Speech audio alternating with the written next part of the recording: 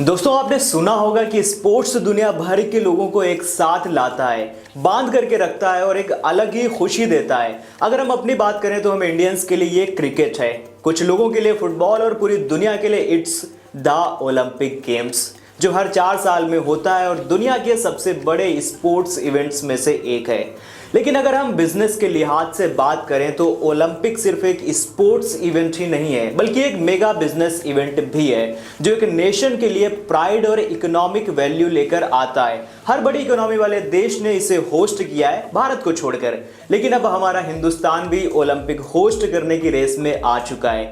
लेकिन सवाल ये है कि क्या भारत ओलंपिक होस्ट करने के लिए रेडी है या नहीं है, और भारत में ओलंपिक्स होस्ट करने के प्रोस और कॉन्स क्या हैं। तो चलिए फिर इस बड़े सवाल का जवाब ढूंढते हैं। नमस्कार and welcome, you are watching rising Bharat, I am Aviraj.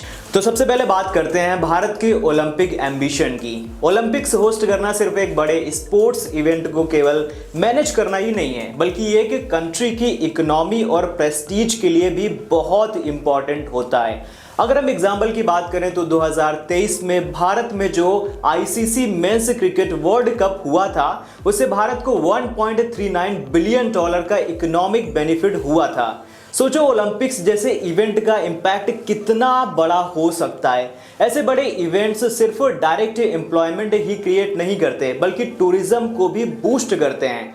Qatar के फीफा वर्ल्ड कप के टाइम टूरिज्म और उससे रिलेटेड इंडस्ट्रीज का बूम आपने देखा ही होगा।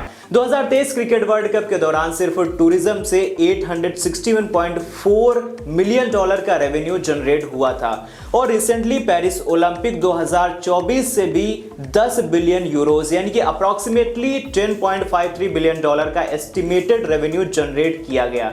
टूरिज्म के थ्रू ही टूरिस्ट ने 2.6 बिलियन यूरोज खर्च किए। आप अंदाजा लगा सकते हैं कि कितना ज्यादा रेवेन्यू जनरेट किया गया। लेकिन ओलंपिक्स जैसे इवेंट को होस्ट करना आसान नहीं होता, ये बहुत मुश्किल टास्क होता है। इंफ्रास्ट्रक्चर और फंड्स की जरूरत होती है। ब्राजील, चाइना और रशिया जैसे कंट्रीज ने ओलंपिक्स होस्ट करने के लिए बिलियंस इन्वेस्ट किए हैं। अगर हम एग्जांपल लें तो सोची विंटर गेम्स 2014 का कॉस्ट था $50 billion, Rio Olympics 2016 cost was $20 billion, Beijing winter games 2020 का कॉस्ट था $39 बिलियन, पेरिस ओलंपिक्स 2024 होस्ट करने के लिए भी फ्रांस ने 8.9 बिलियन यूरोस खर्च किए, जो फ्रांस के जीडीपी का 0.3% था। तो सवाल ये है कि क्या भारत के पास इंफ्रास्ट्रक्चर और रिसोर्सेज हैं इस बड़े इवेंट को होस्ट करने के लिए। आइए भारत के करंट स्पोर्ट्स इंफ्रास्ट्रक्चर पर एक नजर डालते हैं। देखिए, करंटली भारत के पास मल्टीपल स्पोर्ट्स फैसिलिटीज हैं जो इंटरनेशनल लेवल के हैं। ये facilities university grounds, local bodies और प्राइवेट ऑर्गेनाइजेशंस के अंडर आती हैं। स्पोर्ट्स अथॉरिटी ऑफ इंडिया के under 23 national centres of excellence और 67 ट्रेनिंग सेंटर्स हैं जो ग्रास रूट्स लेवल पर टैलेंट डेवलप करते हैं। लेकिन सिर्फ इंफ्रास्ट्रक्चर होने से काम नहीं चलेगा, क्वालिटी भी बहुत ज्यादा मैटर करती है। अगर एक स्टेडियम पुअरली मेंटेन्ड है तो उसका कोई फायदा नहीं होगा बॉस। खराब क्वालिटी की इक्विपमेंट, आउटडेटेड फैसिलिटीज और लो मेंटेनेंस से एथलीट्स का परफॉर्मेंस और डेवलपमेंट दोनों ही हिंडर यानी कि खराब हो जाता है। और ये प्रॉब्लम खासकर ज्यादा रूरल एरियाज में दिखती है। महाराष्ट्र और तमिलनाडु जैसे स्टेट्स के पास इंफ्रास्ट्रक्चर तो है, लेकिन क्वालिटी ठीक नहीं है। त्रिपुरा जैसे स्टेट्स में तो पहले से ही फैसिलिटीज की कमी है। एक अच्छी और यंग एथलीट के लिए कंसिस्टेंट और वर्ल्ड क्लास इन्वायरमेंट बहुत जरूरी है। बिना अच्छे इंफ्रास्ट्रक्चर के जो टैलेंटेड प्लेयर्स हैं वो सही से खेल नहीं पाते और अपना फुल पोटेंशियल अचीव नहीं कर पाते हैं। तो यहाँ पर ये बहुत बड़ी एक कमी है। तो अब यहाँ पर बड़ा सवाल ये है कि इंफ्रास्ट्रक्चर को इम्प्रूव कैसे किया जाए। देखो, भारत के पास इंफ्रास्ट्रक्चर इम्प्रूव करने के लिए कई इनिशिएटिव्स ऑलरेडी पहले से ही हैं।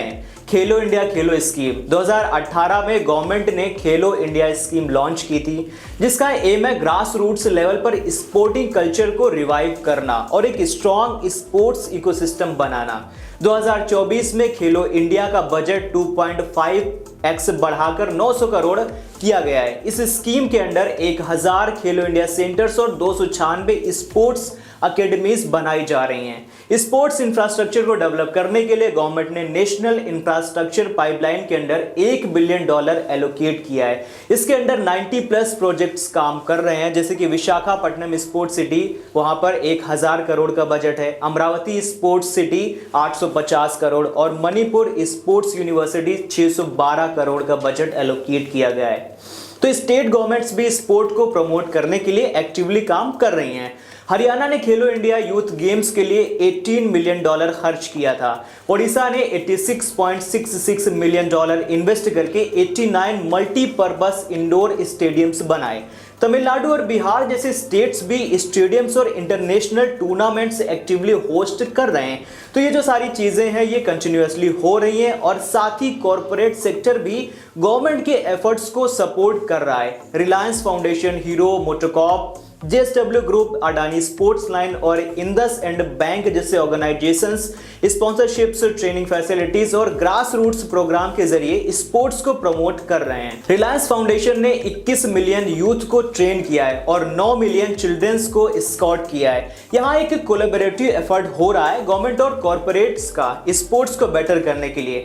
तो दोस्तों हमने एग्जैक्ट इस वीडियो में प्रोस एंड कॉन्स के बारे में बात किया कि अगर हम ओलंपिक होस्ट करते हैं तो क्या क्या हो सकता है। अब अगर हम कंक्लूजन की बात करें तो दोस्तों भारत का ओलंपिक ड्रीम एक रियलिटी बन सकता है, लेकिन इसके लिए एक स्ट्रॉन्ग और सस्टेनेबल स्पोर्ट इकोसिस्टम बिल्ड करना बहुत ज्यादा जरूरी है। गवर्नमेंट पॉलिसीज, प्राइवेट सेक्टर का सपोर्ट और ग्रास रूट्स डेवलपमेंट पर फोकस करना होगा। अब क्रिकेट के अलावा फुटबॉल, हॉकी और एथलेटिक्स जैसे स्पोर्ट को भी इक्वल अटेंशन देना बहुत जरूरी है। जब एथलीट्स के लिए राइट फैसिलिटीज और सपोर्ट सिस्टम होगा तभी भारत का ओलंपिक सपना पूरा हो पाएगा। तो आपको क्या लगता है, क्या भारत ओलंपिक होस्ट करने के लिए रेडी है या नहीं है? आप जो कुछ भी सोचते हैं कमेंट सेक्शन में लिख करके जरूर बताइए। लोगों को ज्यादा से ज्यादा वीडियो ये शेयर कीजिए ताकि लोगों तक सही जानकारी पहुंचे और उनकी जिंदगी बेहतर हो सके। स्टार्टअप इकोसिस्टम को हिंदी में समझने के लिए चैनल को चेकआउट करें, सब्सक्राइब करें। मिलते हैं नेक्स्ट वीडियो में, तब तक के लिए keep watching, keep spreading knowledge. शुक्रिया।